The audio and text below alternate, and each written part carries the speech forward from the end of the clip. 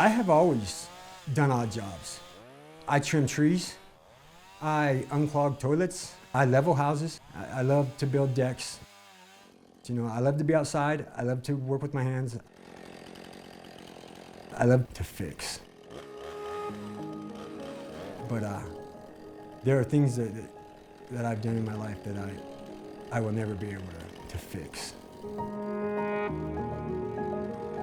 We saw a huge issue with recidivism. Here in our community, it was people coming to the jail over and over again, and it wasn't a question of if they would come back, it was just how long.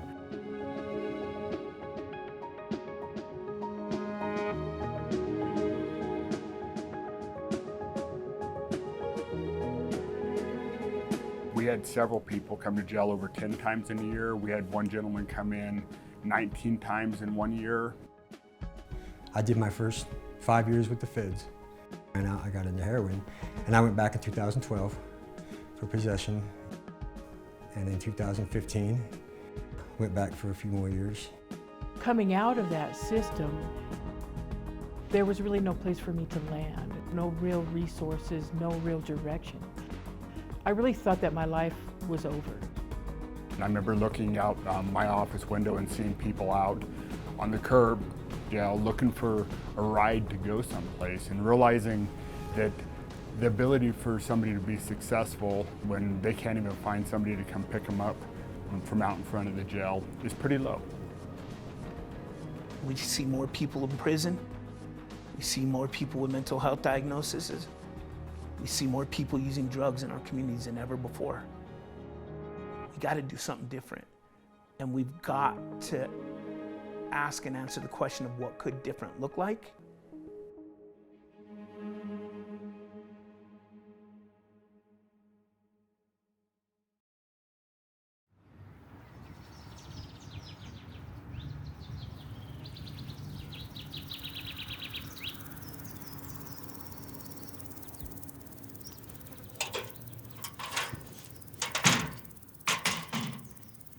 People coming out of incarceration, they might have burned bridges with family members, they may be disconnected from peers, or those may be connections that aren't very productive for them. In addition to just not having kind of the foundation of a job, a place to live, basic furniture and clothing and all of those things that we use on a daily basis. And so they really do have to kind of like rebuild from square one.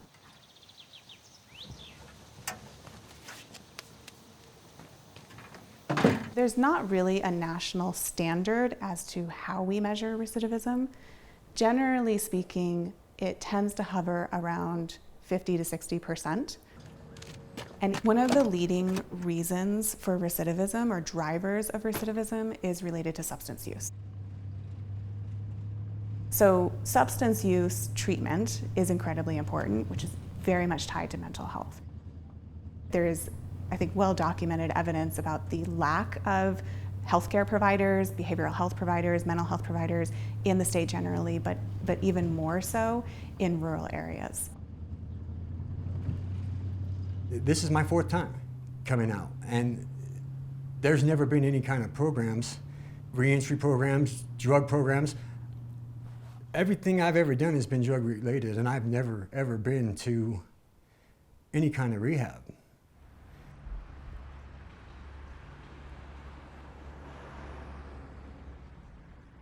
I was sentenced to an 8-year prison sentence for distribution of narcotics.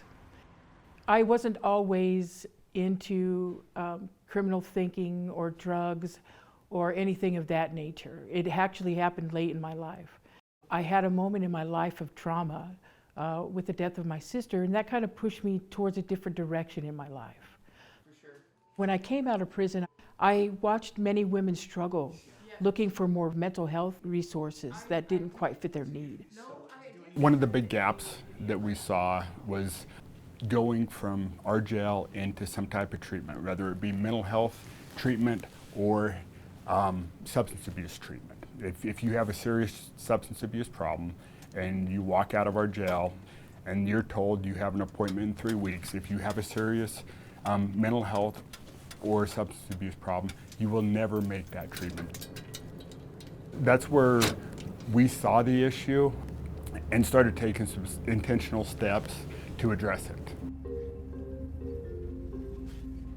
Previously, there weren't that many resources going into the community. Most of those resources were kind of held within the Division of Adult Parole.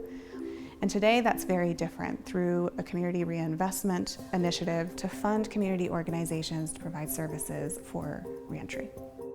It provides a sustainable funding source for the community to work alongside the government in helping to create community health and equity and well-being. The state finally started listening to the community and said, hey, maybe we need to find other partners to help people re-enter the community. Maybe the community themselves could help each other best. Peer-led services, community-oriented services are incredibly powerful in helping people kind of find stability and well-being, which is really important for reentry. And what we're seeing is that as a model that can be replicated even at a local level, say through a county government. We partnered with the county commissioners, St. Mary's Hospital, to fund organizations in our community that already exist, that already have the capacity to treat people, whether it be peer support or sober living environments. We really boil all of our reentry support down into like 4 key areas. You need to have a stable place to live. You need to have something purposeful to do with your time. It could be employment, it could be volunteering for some people. You need to have access to adequate health care, which includes mental health. And then the 4th one is you got to hang out with a good group of people. And so what we find is that when we provide those 4 supports, we see people recidivate at rates lower than 10%. Burned down. Yeah, so what are these? These are trees? yeah. These Oh, are okay, these are little parking dividers. Yep. And Do they already, so what are we doing here? we're going to do all the planting, whereas Wayne is coming in and doing all the excavation. He's doing the concrete. He's running all Okay. the necessary things to each one. About 10 months ago, I was offered a job here at the Grand Junction Freedom Institute to segue into another project. Remember Clear Creek subdivision that we bid the landscaping for? How much is that one? Tammy came out of prison, moved into one of our houses. The Freedom Institute, they have helped me with housing, moving expenses, mental health resources. She became an intern, eventually got hired here, is now a full-time employee. My position at the Freedom Institute is a project coordinator and business administrator for the Social Enterprise Division and Apprenticeship Program. I help individuals coming out of incarceration, and they're looking to gain stability in their life and get into the workforce. Oh, it's good to see you. This place is looking amazing. How are you, Trevor? All right. I help them navigate the waters of becoming a skilled tradesman and getting all those type of papers in order and just becoming stable. She's not the only one with that story. It's how we move people into a career pathway. It was different this time because there's never been a reentry program in Canyon City. It's a small town. But this time there was. I haven't had a driver's license in 22 years.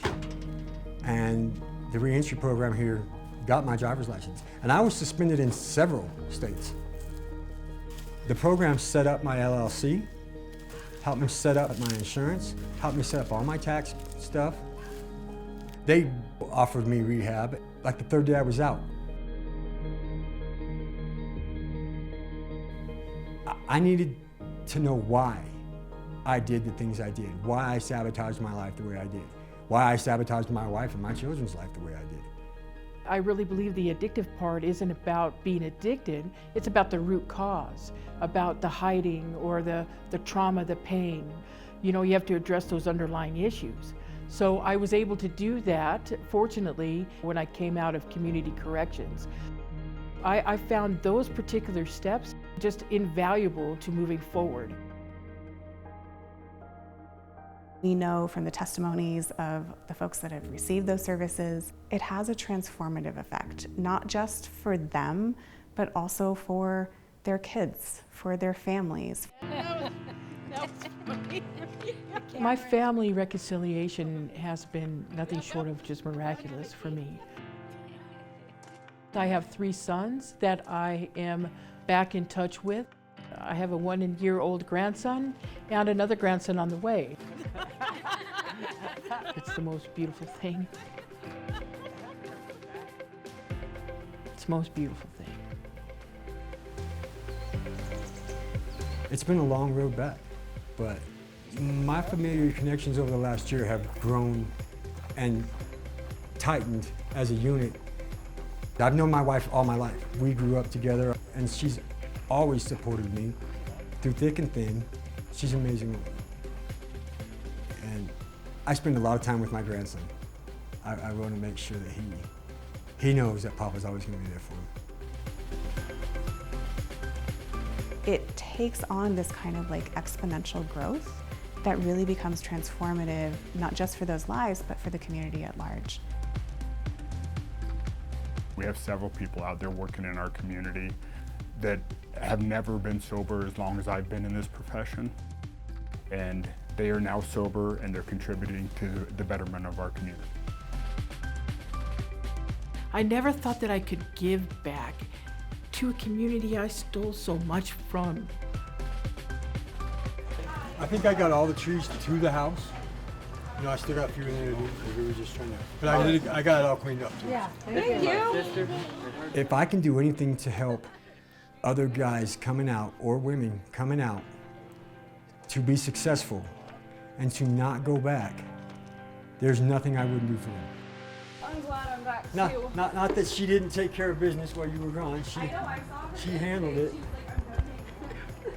Thank you for coming. Oh, whatever. She liked to be in the boss. Don't let her fool you with that. You too, buddy. You doing all right? It's like seeing the community be healed right in front of your eyes. All right, you guys have a good one, okay? You too. Be safe. You know where I'm at if you need me. Yes. Bye, everybody. Be good. We will. Promise. So we definitely have moved the needle. Don't think it's where we need to be, but that needle's moving.